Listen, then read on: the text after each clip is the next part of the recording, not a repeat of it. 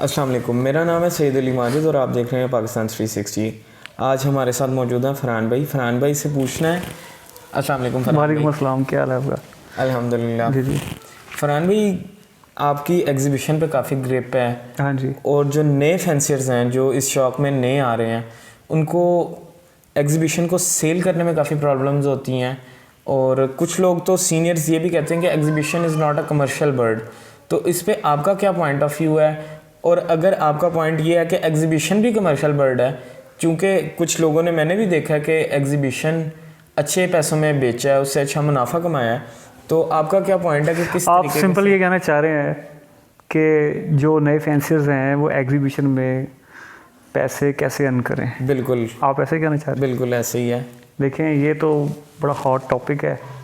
ये हर बंदे का एक, समझ लें कि हर बंदे की ख्वाहिश होती है कि वो अगर एक हॉबी कर रहा है उसको बेस्ट बिजनेस के लिहाज से भी लेके चले। सबसे पहले मैं आपको क्लियर कर दूं कि इस हॉबी के अंदर ना बहुत सारे लॉलीपॉप दिए जाते हैं। बिल्कुल सही। देखें, मसला ये है कि अगर मैं खुल के बात नहीं करूँगा समझ नहीं आएगी, अगर खुल के भी करूँगा, ठीक है, ज़्यादा खुल के करूँगा तो कोई नाराज़ भी हो सकता है। तो बात ये है कि हमने लर्निंग पॉइंट ऑफ व्यू बात करनी है। बिल्कुल ठीक है। अच्छा, मैं आपको एक बात क्लियर कर दूं। जो लोग ये कहते हैं कि एग्जीबिशन एक हॉबी है, वो बिल्कुल गलत कहते हैं। ये एक बिज़नेस है जिसको एक हॉबीइस्ट कर सकता है। यानी कि मुझे शौक़ था सिंगिंग का, मैंने इसको अपना प्रोफेशनल बना लिया। बिल्कुल सही। तो क्या है कि वो मेरा हॉबी भी है और मेरा वो एज अ कमर्शियल भी मैं उसको लेके चल रहा हूँ। इसी तरह आज के दौर में अगर कोई बंदा ये कहता है कि यार ये सिर्फ एक हॉबी है, वो बिल्कुल गलत कह रहा है। हो सकता है जो बंदा आपको ये कह रहा है कि ये एक हॉबी है, सबसे ज़्यादा मेरा ख्याल है बर्ड भी इसने सेल किए होंगे।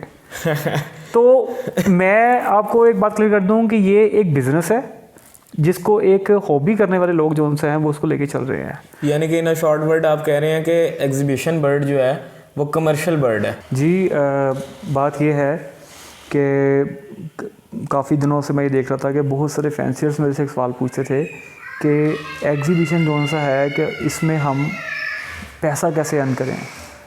तो मैंने इनको एक बात समझाई थी, पाकिस्तान क्या दुनिया के जो सबसे बड़े टॉप ब्रीडर्स हैं, डैनियल लोटफ हो गया, क्या वो बर्ड नहीं सेल करता?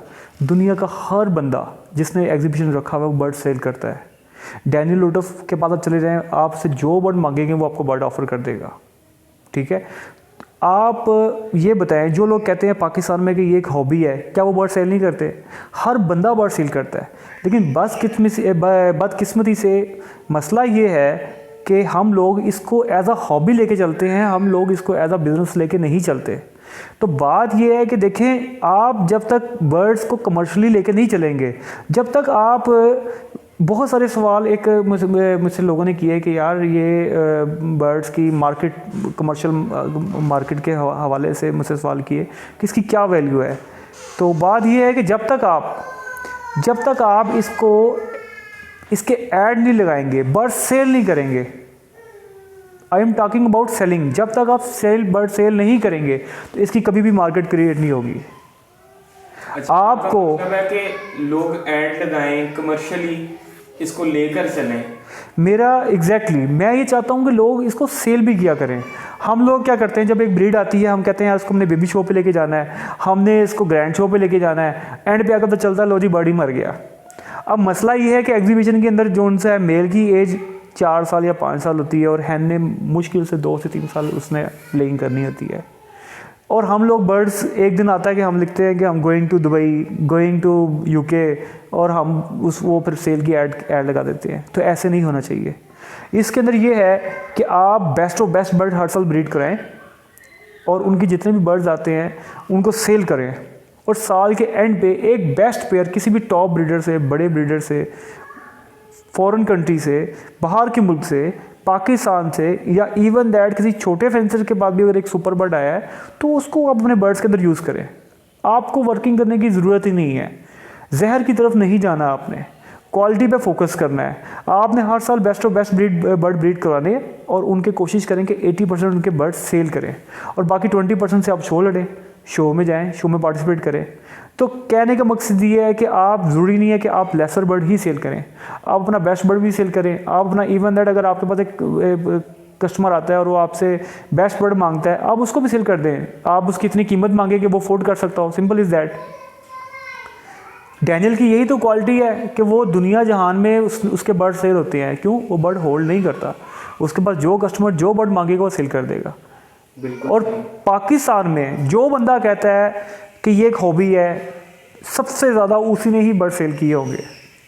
सही। तो आप इस चीज़ को समझें, सिंपल, आप 2-3 साल इसको बर्ड को ब्रीड करें, एक्सपीरियंस लें, लेसर से शुरू करें, ब्रीड आप कराना सीखें। असल जो आपका है ना मेन स्ट्रेंथ आपकी वो होनी चाहिए ब्रीडिंग। आप अपनी ब्रीड कराना सीखें और उसके बाद आप क्वालिटी की तरफ जाएं। बिल्कुल सही। अच्छा फरहान भाई, हमें बहुत सारी प्रॉब्लम ये भी है जो मैंने भी देखी है कि अगर किसी के पास अच्छा बर्ड आ जाता है तो वो उसको होल्ड कर लेता है, वो उसको कहता है कि ये मैंने सेल नहीं करना, ये बहुत अच्छा है, मैं किसी के घर से लेने जाऊंगा तो ये मुझे महंगा मिलेगा। अच्छा, इसमें आपका क्या पॉइंट है? अच्छा यार, ये ना एक ना बड़ा डायलॉग मारते हैं। मैं आपको बता रहा हूँ कि इस हॉबी में ना हर बंदा ना लॉलीपॉप देता है। वो जो लॉलीपॉप होते हैं ना वो अगले के लिए तो बड़ा काम के होते हैं, लेकिन नए फैंसीज के लिए वो किसी काम के नहीं होते, बाद में उनको समझ आ जाती है। देखें यार, अक्सर औकात एक लॉलीपॉप दिया जाता है कि होल्डिंग कैपेसिटी होनी चाहिए, होल्डिंग कैपेसिटी होनी चाहिए। मेरा सवाल ये है आपसे यार, होल्डिंग कैपेसिटी तो ठीक है होनी चाहिए, लेकिन आपने इसको सेल करने की कितनी ट्राई की? आप बर्ड होल्ड करी जाए, दाने पे दाना खिलाई जाए, लेकिन आप अगर उसको सेल नहीं करते तो ये आपकी बहुत बड़ी वीकनेस है। आप उस बर्ड को, अच्छे बर्ड को, देखिए 2 चीज़ें हैं, या मैं 2 चीज़ें करूँगा। मैं ये करूँगा कि अगर मेरे पास एक अच्छा बर्ड आ गया है, मैं उसको होल्ड नहीं करूँगा, मैं उसको सेल आउट कर दूँगा, ठीक है। अगर मेरे पास शो बर्ड आ गया है, मेरे पास अगर शो बर्ड का भी कस्टमर आया, मैं उसको भी सेल कर दूँगा, मैं कोई बर्ड होल्ड नहीं करूँगा। हाँ, अब सवाल ये है कि मैं शो कैसे लड़ूंगा। देखिए जी, सिंपल सी बात है, कुछ बर्ड मेरे पास, मैंने ज़हरी बात है, कुछ बर्ड मैंने सेल आउट कर दिए होंगे, कुछ बर्ड मेरे पास पड़े हुए होंगे। इवन दैट अगर मैंने एक बर्ड अच्छा बर्ड सेल आउट कर दिया है तो मैं उसको उसकी मेंबरशिप करवा के उसके साथ पार्टनरशिप करके मैं शो में पार्टिसिपेट करके मैं उस बर्ड से शो भी जो सा है उसको शो को भी मैं मुकाबला कर लूँगा। तो हर चीज़ का एक सोल्यूशन होता है, आप सोल्यूशन की तरफ जाएँ। तो आप होल्ड जरूर करें, लेकिन उसको आप साथ साथ उसके एड्स उसको सेल आउट करें, सोशल मीडिया पे करें। अब तो फेसबुक से बड़ी मार्केट ही कोई नहीं है। आप सोशली उसको लेके चलें, आप उसको अपने बिजनेस स्किल के लिहाज से भी लेके चलें, आप उसको अपनी हॉबी के लिहाज से भी लेके चलें। अच्छा फरहान भाई, जो लोग एग्जीबिशन से बिल्कुल बदजन हो गए हैं, नए शौकीन या पुराने शौकीन, उनके लिए आपका क्या मैसेज है? यार, उसके जिम्मेदार भी हम ही हैं। पहली बात तो ये रिस्पॉन्सिबिलिटी, एक माशाल्लाह कुछ सालों पहले एग्जीबिशंस के अंदर बड़ा ज़बरदस्त सोसाइटीज़ ने कंपटीशंस वगैरह बिल्ड किए। अच्छा, मैं सबसे पहले एक बात करूँगा कि एक बात मैं आपको क्लियर कर दूँ कि अगर सोसाइटीज़ शोज़ कराने बंद कर दें तो आपके लाखों रुपए के बर्ड ज़ीरो हो जाएं।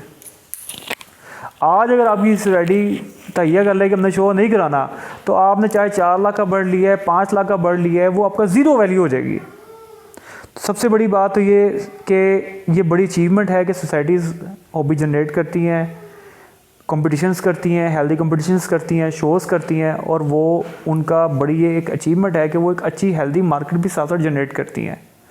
अब हुआ ये है कि पिछले 2 साल से बहुत सारे लोगों ने बाहर से बर्ड मंगवाए, क्योंकि उनका ख्याल था, उनको ये कहा गया था कि आपको बेस्ट इन शो आप तभी जीत सकते हैं जब आपके पास शो बर्ड हो, और शो बर्ड आपको पाकिस्तान के टॉप ब्रीडर्स नहीं देंगे, जो कि सरासर गलत था।